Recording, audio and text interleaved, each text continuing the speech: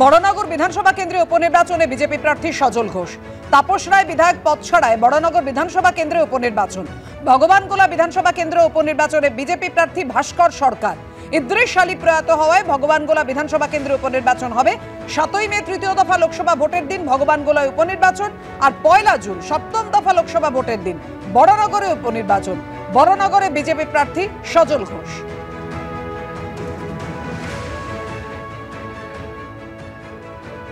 বড়নগর এবং ভগবানগোলায় উপনির্বাচন। বড়নগর বিধানসভা কেন্দ্রে উপনির্বাচনে বিজেপি প্রার্থী সজল ঘোষ। সজল ঘোষ লড়াই করবেন বড়নগর বিধানসভা কেন্দ্রের জন্য। আপনারা জানেন তাপস রায় বিধায়ক পদ ছেড়েছেন, তৃণমূল থেকে বিজেপিতে যোগদান করেছেন।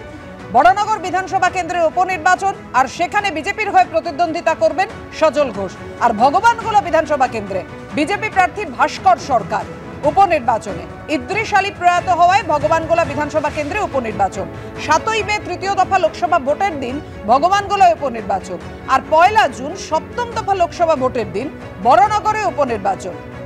অর্থাৎ মানুষ ভোট দেবেন উপনির্বাচনের জন্য, আবার লোকসভা নির্বাচনের জন্য।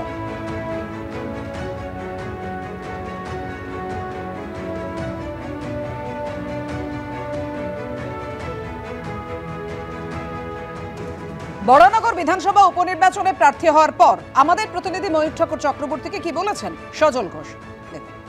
বড়নগর বিধানসভার উপনির্বাচনে বিজেপির প্রার্থী হয়েছেন সজল ঘোষ। সজলদা, আপনার কাছে প্রথম যে কোয়েশ্চেন সেটা হচ্ছে যে বউবাজারের ক্যান্ডিডেট, এর আগে তাপস রায় বউবাজারের এবং তারপর সজল ঘোষ তিনিও বউবাজারের। তাপস রায় 3বার বড়নগরে জিতে হ্যাট্রিক করেছেন। বড়নগর থেকে এবার আপনি পাশ করতে পারবেন বউবাজারের বাসিন্দা? একদম পারবো, একদম পারবো। তাপস রায়কে কাকু বলি, তো আমি ওনার ভাইপো এলাম সেই সম্পর্কে। তো যদি তৃণমূলের ক্ষমতা যদি এখন ভাইপো নিয়ে সামলানোর চেষ্টা করে থাকে, আমি সেই ভাইপো নয়, আমি দায়িত্ব নিয়ে সামলাবো, আমি সঠিকভাবে সামলাবো এবং আমি পারবো। আশা করি মানুষ আমার উপর আস্থা রাখবে। একটা হচ্ছে মোদি ওয়েভ, দ্বিতীয় হচ্ছে নো ভোট টু মমতা, সেটাও একটা ওয়েভ। তৃতীয় হচ্ছে যেহেতু এটা পার্লামেন্ট ভোট, সেহেতু সেন্ট্রাল ফোর্সের লাঠিতে অলরেডি তেল মাখানো শুরু হয়ে গেছে, ফলে ভোটচোরেরা ভোট চুরি করতে পারবে না। মানুষের কাছে যাব, প্রত্যেকটি মানুষের কাছে।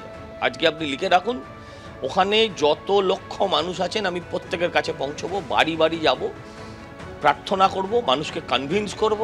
যারা আমাদের আছেন তাদেরকে কম বলবো, যারা আমার বিরুদ্ধে আছেন তাদেরকে বেশি করে বলবো, এবং আমি বিশ্বাস করি আমরা জিতব। অর্থাৎ জেতার ব্যাপারে প্রত্যয় সজল ঘোষ। এদিকে উত্তর থেকে দক্ষিণ, কলকাতা থেকে জেলা তুঙ্গে ভোট প্রচার। শাসক থেকে বিরোধী ময়দানে নেমে পড়েছে সব পক্ষই। পাড়ায় পাড়ায় ঘুরে প্রচার করছেন, সঙ্গে জনসংযোগ তো রয়েছে, আর প্রচারের ফাঁকে দলীয় কর্মীদের সঙ্গে বৈঠক করছেন। সব মিলিয়ে বঙ্গ রাজনীতির ছবিটা এই মুহূর্তে ভোটের ছবি।